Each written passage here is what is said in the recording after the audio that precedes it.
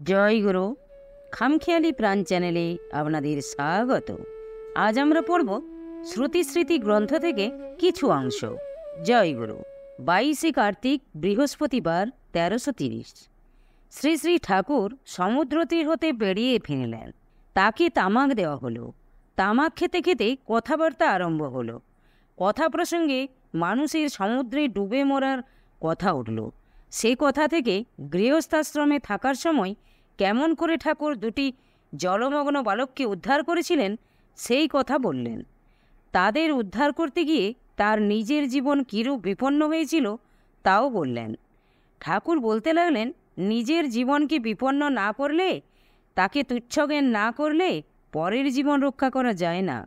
সৈন্যরা নিজের জীবনকে কত তুচ্ছজ্ঞান করে। দরকার হলে যে কোনো মুহূর্তে তারা জীবন দিতে পারে।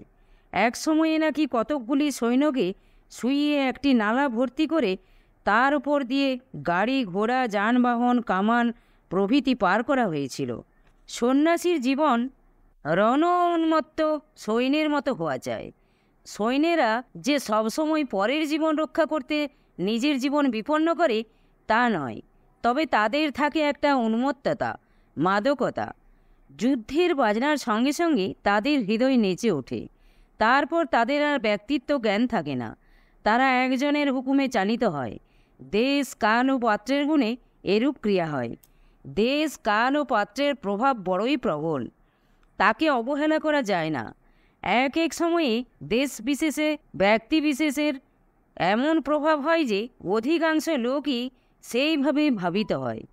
গৃহস্থাশ্রমে থাকার সময় যখন রামায়ণ মহাভারতে পড়তাম যে তপবনের বাঘ হরিণকে হিংসা করে না, সাপ ও ব্যাঙ একসঙ্গে বাস করে, তখন বুঝতে পারতাম না এ কেমন করে সম্ভব হয়। বিশ্বাসও হতো না। কিন্তু এখন বেশ বুঝেছি, দেশ কাল ও পাত্রের মহিমায় তা সম্ভব হয়। সে দেশে পুণ্য আত্মা মহাপুরুষদের বহুকাল ধরে অর্জিত পুণ্য সঞ্চিত থাকায় সেই স্থানের বাতাস এত পবিত্র, শুদ্ধ ও সাত্ত্বিক হয়েছে যে তার সংস্পর্শে আসলে সাময়িকভাবে হিংসা, দেশ প্রভৃতি অসৎ বৃত্তি দূর হয়ে যায়। সত্যগুণযুক্ত বাতাসের সংস্পর্শে সত্যগুণেরই বিকাশ হয়। দেশের প্রভাব এবং সব মহাপুরুষদের ব্যক্তিত্বের প্রভাবেই হয়। যে স্থানে কোনো ধর্ম আত্মা মহাপুরুষ থাকেন তার প্রভাবে সে স্থান সত্যগুণান্বিত হয়ে যায়। এই জন্যই লোকে সিদ্ধপীঠে সিদ্ধাশ্রমে সাধন ভজন জপ তপ করে। সেই সব জায়গায় সাধন ভজন জপ তপ করলে অনুকূল আবহাওয়ার জন্য তা অপেক্ষাকৃত অল্প সময়ের মধ্যে ফলপ্রদ হয়। এই জন্যই সাধকেরা কাশী, বৃন্দাবন প্রভৃতি স্থানে বাস করে। আবার সিদ্ধ মহাপুরুষেরাও এই সব জায়গায় বাস করে তাদের শক্তি সঞ্চার করে সেই স্থানের মাহাত্ম্য অক্ষুণ্ণ রাখেন। আমাদের আশ্রমের ভাবও অতি সুন্দর ও সৎ হয়েছে। আমরা যদিও তা বেশি বুঝতে পারি না, কিন্তু নতুন লোক যারা যায় তারা বেশ বুঝতে পারে। তারা স্থান মাহাত্ম্য ও প্রভাব বেশ সুন্দরভাবে হৃদয়ঙ্গম করতে পারে। স্থানকালের প্রভাব যে সকলেরই ওপর বিস্তারিত হয় তা নয়। যার চিত্ত যত শুদ্ধ হয় তার ওপর সতের ছাপ তত শীঘ্র ও সুস্পষ্টভাবে প্রতিফলিত হয়। সিদ্ধ মহাপুরুষরা ব্যক্তির ঈশ্বর, তাদের প্রভাব ব্যক্তির ওপর বিস্তারিত হয়। আর যারা সমষ্টির ঈশ্বর তাদের প্রভাব সমষ্টির ওপর। এরাই অবতার পদবাচ্য হন। অবতার দেশ বিশেষ ও সমাজ বিশেষ বা সম্প্রদায় বিশেষকে বিশিষ্ট কালের জন্য তার ভাবে অনুপ্রাণিত করে তার কাজ করে যান। সদ্গুরু বা সিদ্ধ মহাপুরুষরা সমাজ বিশেষ বা সম্প্রদায় বিশেষ বা জাতি বিশেষের ওপর প্রভাব বিস্তার করেন না।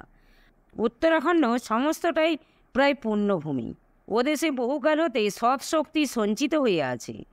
তাই যত সাধু মহাপুরুষ ওই সব স্থানেই বাস করেন।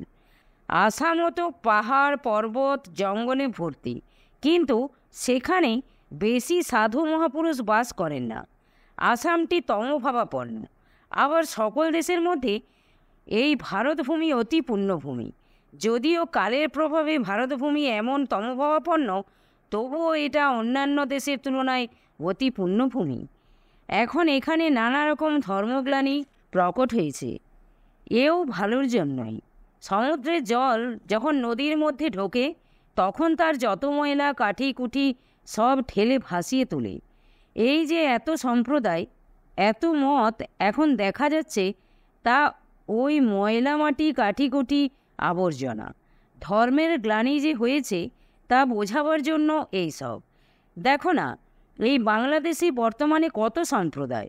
দয়ানন্দের দল, প্রভু জগবন্ধুর দল, ওই পাবনার অনুকূল চক্রবর্তীর দল, কেদার দত্তের গৌড়ী ও বৈষ্ণব সম্প্রদায়ের দল ইত্যাদি। বর্তমানে যারা ভেসে উঠেছে তাদের কথাই বললাম। রামকৃষ্ণ মিশন, বিজয় কৃষ্ণ গোস্বামী সম্প্রদায়, এরা তো পূর্বেই প্রতিষ্ঠা লাভ করেছে। ওদের কথা বা তার আগেকার যত সম্প্রদায় ও তাদের শাখা প্রশাখার কথা নাই বা বললাম। বাংলায় যিনি সাধু বা মহাপুরুষ হলেন, অমনি তার ভক্তেরা তাকে হয় অবতার, না হয় জগৎগুরু, নয় বিশ্বগুরু বলে প্রচার করতে আরম্ভ করলেন। জগৎগুরু, বিশ্বগুরু, অবতার না করলে কি কাজ হয় না? এই সব বিপ্লবী সূচিত করছে যে ভারতের দুয়ারে বন্যার ডাক ডেকেছে। শীঘ্রই এই ধর্মগ্লানি নষ্ট করবার জন্য, ধর্ম সংস্থাপনের জন্য যুগাবতারের আবির্ভাব হবে। এই ভারতবর্ষই জগৎকে ধর্ম দান করবে, ভারতবর্ষই ধর্মকেন্দ্র হবে।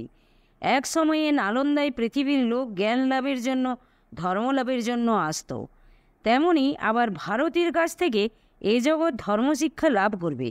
এর জন্যই ভারতকে তৈরি করার জন্য এই আয়োজন হচ্ছে। তাই এখন শুধু ধর্মের গ্লানি লোকচক্ষে ভেসে উঠছে। তপবনের বা সিদ্ধ মহাপুরুষের আশ্রমের সব প্রায় পবিত্র ও সত্য গুণান্বিত হয়। সেখানকার বাতাসে, জলে, স্থলে, গাছপালায়, জন্তু জানোয়ারদের মধ্যে সব জিনিসে সৎশক্তির ক্রিয়া হতে থাকে। এমন সময় হরিদাস বলল, ঠাকুর, সেই যে বলেছিলেন শ্রান্ত সাধুকে গাছের ডালে বাতাস করছিল। ঠাকুর বললেন, ও প্রেমে বিগলিত হয়ে বাতাস করছিল। প্রেমের মহিমা অপার।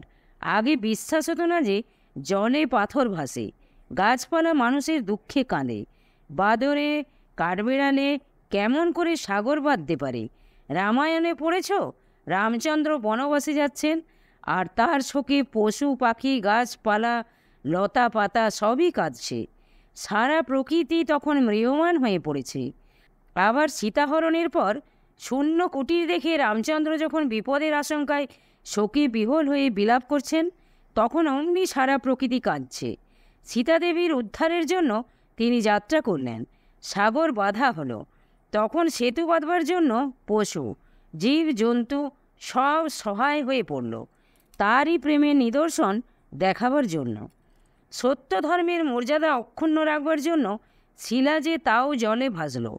সারা প্রকৃতি, জড় অজড় সবই তার সহায়তা করল। প্রেমের বশে, সত্যের অনুরোধে এসব সম্ভব। শ্রীরামচন্দ্র আমাদের পারিবারিক প্রেমের অবতার। কি সৌহার্দ্য, কি ভ্রাতৃভাব, কি অপূর্ব পিতৃমাতৃভক্তি, কি আশ্চর্য ন্যায়নিষ্ঠা, কি অদ্ভুত সত্যানুসন্ধিৎসা, কি অলৌকিক কর্তব্যনিষ্ঠা, তার সবই অসাধারণ। রামায়ণ আমাদের আদি পুরাণ। তাতে যেসব চরিত্র আঁকা আছে তার আর দ্বিতীয় মেলে না। সীতাদেবীর পাতিব্রত্যের কাছে আর সকলের পাতিব্রত্য ম্লান, যেমন চাঁদের কাছে নক্ষত্র।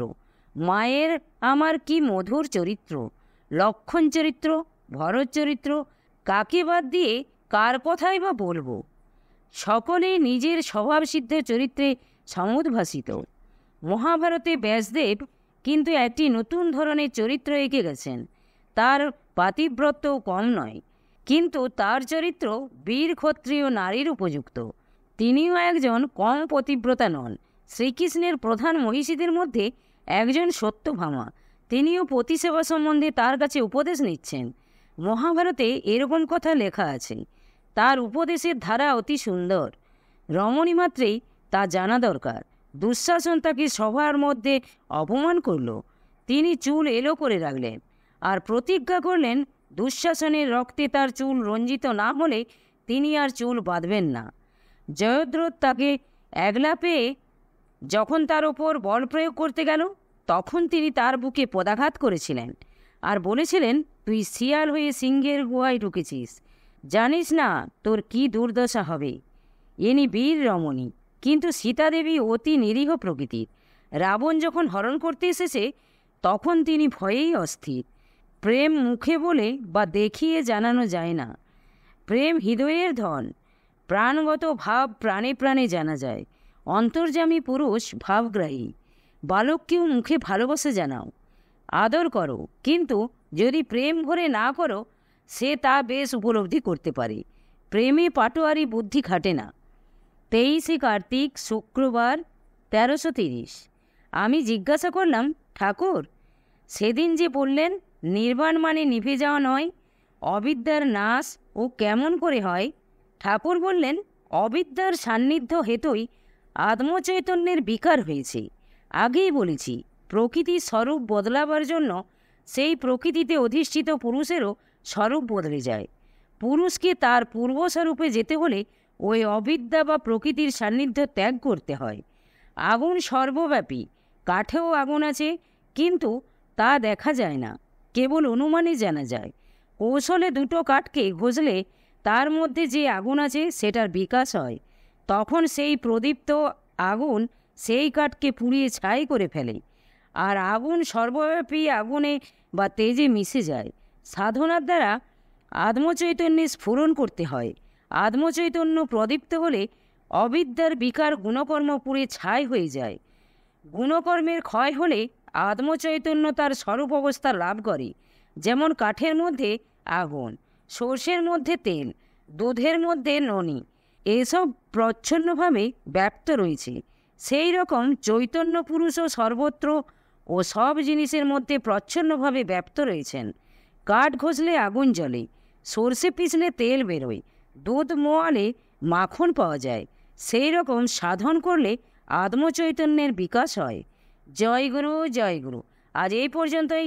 যদি আপনাদের ভালো লেগে থাকে তাহলে চ্যানেলটিকে সাবস্ক্রাইব করে সাথে থাকবেন। জয় গুরু, জয় গুরু।